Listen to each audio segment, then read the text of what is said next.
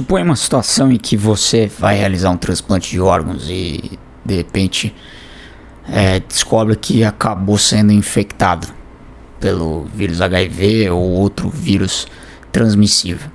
Isso é possível? Claro que é possível.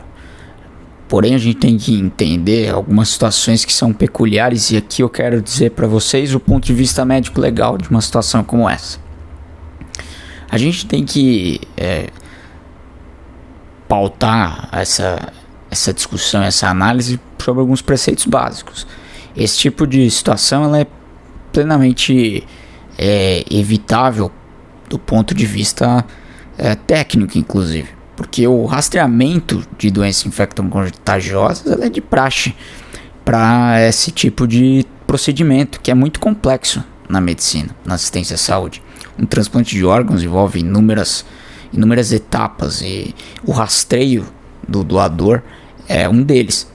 Então, como isso pode acontecer? Bom, numa situação como essa, a gente está falando de um laboratório que eventualmente tenha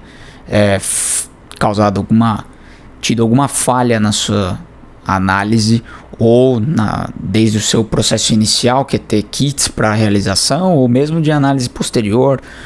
Enfim, quando a gente está falando de danos associados aos cuidados de saúde, que esse é um tema específico nesse caso, e que é um tema médico legal, do ponto de vista da perícia médica indenizatória, a gente está falando de uma situação que, inclusive, que é de responsabilidade objetiva, porque a gente está falando de um serviço, de saúde em si, de análise clínica. Então é bem complexa a situação, porque a obrigação de resultado ela é patente. E inclusive isso não vai ser um ponto de análise na perícia médica, mas a gente vai conseguir elencar, por exemplo, os critérios que devem ser seguidos rigorosamente para testagem e que evita que isso aconteça.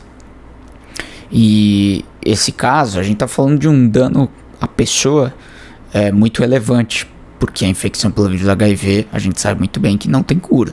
Ela tem evoluído enormemente nos últimos anos, tem tido uma sobrevida muito boa, porém a gente sabe a sua gravidade, a sua importância para a sociedade e para o indivíduo como um todo.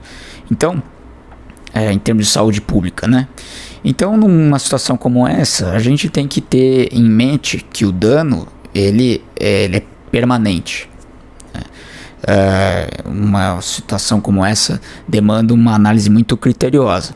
E aqui eu estou falando hipoteticamente. Estou falando de uma situação em que tudo se encaixe para que tenha realmente uma falha técnica nessa prestação de serviço. O fato é que, além desse ponto de vista indenizatório, de dano à pessoa, do ponto de vista do Código Civil, do ponto de vista do Código Penal, a gente está falando de uma lesão corporal gravíssima, porque é uma enfermidade incurável.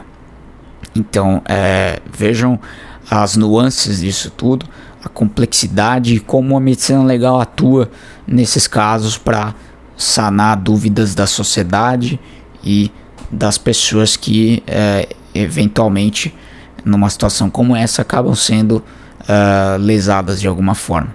Então é muito relevante essa discussão médico-legal e jurídica de um caso como esse. Então, se você gosta dessas análises, de trazer essa informação de conhecimento da medicina legal, da medicina forense, se inscreva aqui no canal Papo de Legista. Você não paga nada e ajuda a propagar meu canal. Curta esse vídeo também para que outras pessoas conheçam o que eu faço aqui, e ative o sininho para ficar sabendo quando é que eu solto um novo vídeo. Até a próxima.